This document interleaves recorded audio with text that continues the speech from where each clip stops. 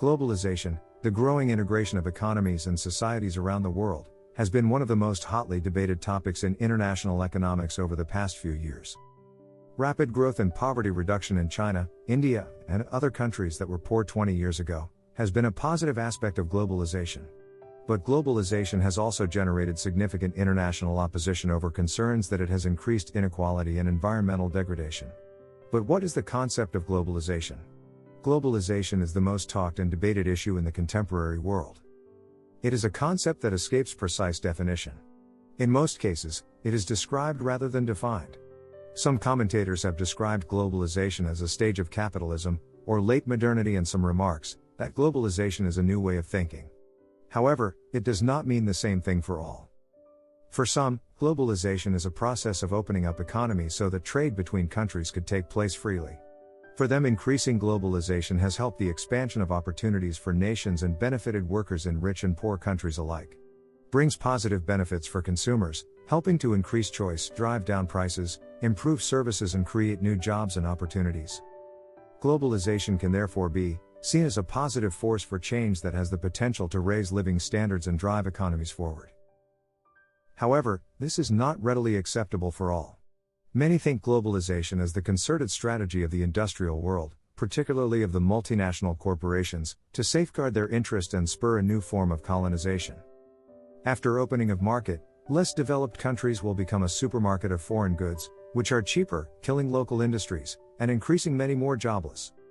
For them, globalization means increasing poverty and deteriorating living standard of the workers, widening disparity between the rich and the poor within the country, and among the countries, and internationalization of capital to the detriment of labor market. Even for the moderates, globalization is a process of restructuring the world economy, to find ways for business to maximize profits.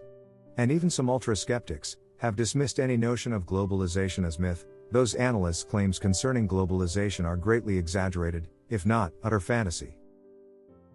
The International Monetary Fund, the World Bank, and the World Trade Organization, and more generally, the high-income countries are held responsible for influencing and largely determining the course of the globalization process.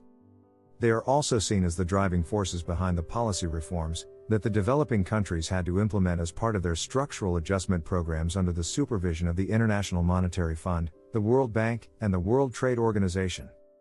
It is obvious that those countries and organizations will only foster their own interests. Globalization has become an unstoppable phenomenon affecting all aspects of our lives. Some governments, political parties, and trade unions often view this development as at best challenging and at worst sinister. Business and their representative organizations, on the other hand, promote the benefits of open trade, across political boundaries, and the integration of markets to create global opportunities. Globalization is a process of increasing economic and non-economic linkages across the world. In the broadest sense, globalization implies integration of economies and societies across the globe. It is equated with the massive, irresistible cross-border flow and integration in the movement of goods, technology, labor, and capital, resulting mainly from breakthroughs in transportation and communication technology.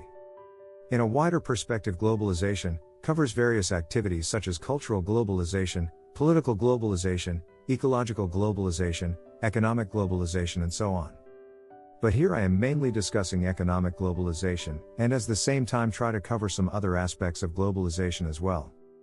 Economic globalization implies increasing global interlinkages of the markets in goods, services, capital, and financing. Such a process has speeded up in the recent decade.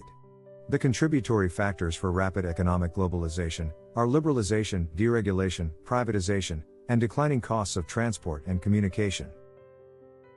The microelectronics revolution has irrevocably changed the essence of human contact to Earth. Distances are shrinking and information is spreading faster than ever before. The Internet and World Wide Web have helped this process. Perhaps the most important catalyst for globalization is the spread of information and communications technology. Through the magic of information and communications technology, it is now possible to instantly access useful information through the Internet and the latest computer technology. While talking about globalization, we must understand that most less developed countries' national economy is not even internally integrated. Market institutions and forces are yet to emerge in a competitive way. Nearly half of the world population lives in absolute poverty and illiteracy. More than 70% of the population earns livelihood from agriculture, which, however, constitutes only about 40% of the less developed countries' national income. Lack of proper planning process, commitment, accountability, and integrity of the governments, and lack of people's participation in development activities cause that the developing countries, particularly the less developed countries, have not been able to substantially benefit from international trade, due to both external as well as internal constraints. The developing countries have not been able to increase their share in international trade, despite the preferential market access opportunities provided by the developed countries. It has been realized that market access for the developing countries is commercially meaningless if they cannot increase their competitiveness in the sectors in which they have preferential treatment. In the developing countries, lack of efficient production facilities, adequate infrastructure, weak management capacities, low level of technology and lack of technological capacity and inefficient transportation, communication and education, limits their potential to specialize in crucial productive sectors and to reap the benefit of preferential trading facilities. For economies like most less developed countries, to integrate into the world trading system, on terms and conditions favorable to their development needs, they need to build their capacity to negotiate at the multilateral level. This will happen only if they are able to increase their ability to understand the multilateral trading regime espoused by the World Trade Organization and formulate their national policies to benefit from it. They also need to strengthen their capacity to benefit from international trade by increasing their competitiveness through investment in infrastructure, development of human resources, strengthening of institutional capacity, enhancement of technological capability, and supporting local enterprises, including linkages between large and small enterprises. By joining the World Trade Organization, they can now fully enjoy the rights that all members have under the World Trade Organization agreements, such as non-discrimination by other World Trade Organization members, and the ability to use the World Trade Organization's dispute settlement procedure. The membership will provide tremendous international market opportunities for less developed countries. However, taking advantage of the new opportunity will also be quite challenging.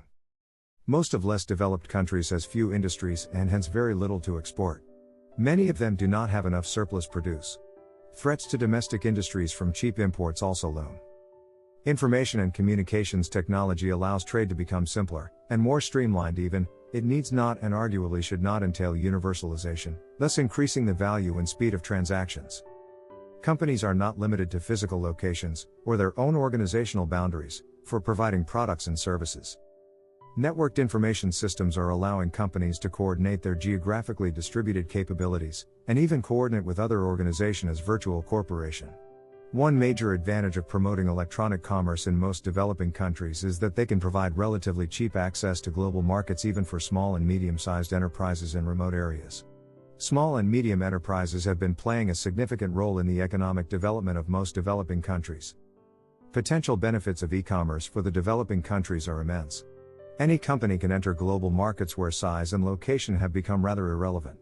Success in e-commerce will have an immediate impact not only on productivity and profits, but also generate new jobs, employment, educational opportunity, and livelihood.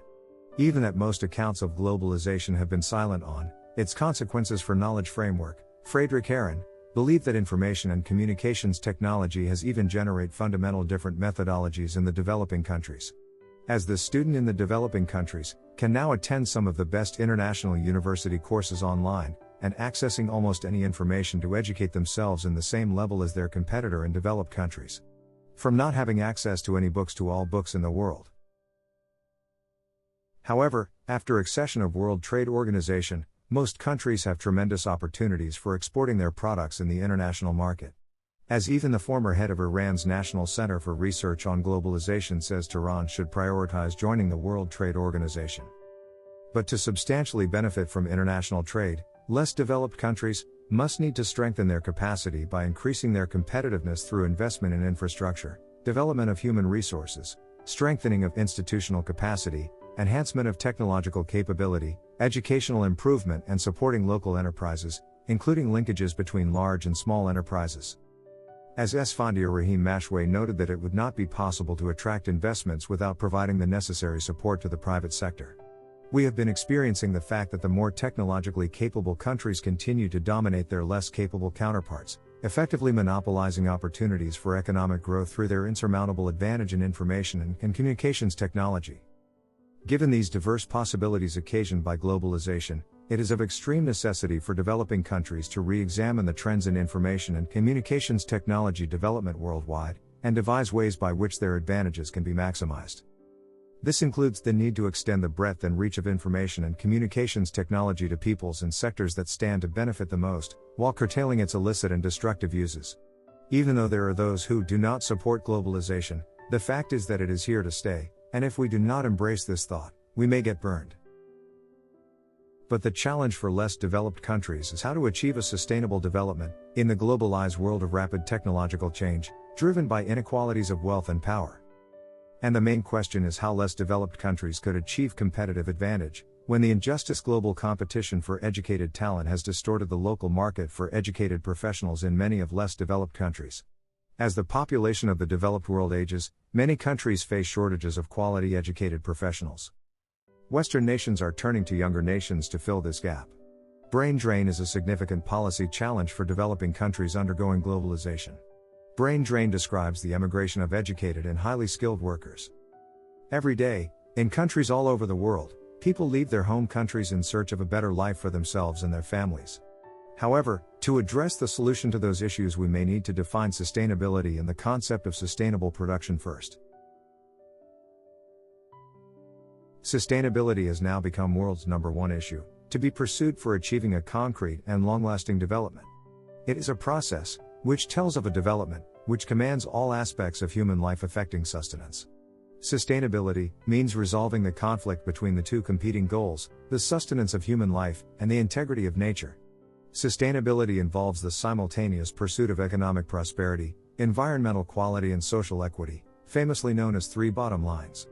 In essence, sustainability is the ability of sustaining sustainable development, which is a process of change in which the exploitation of resources, the direction of investments, the orientation of technological development, and institutional change are all in harmony, and enhance both current and future potential to meet human needs and aspirations.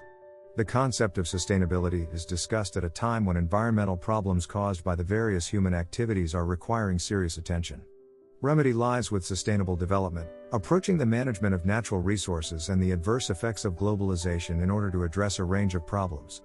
In 1992, the international community has adopted at the Earth Summit, in Rio de Janeiro, discussed Agenda 21, the world's plan of action for sustainable development. It was a landmark achievement, incorporating environmental, economic, and social concerns into a single framework.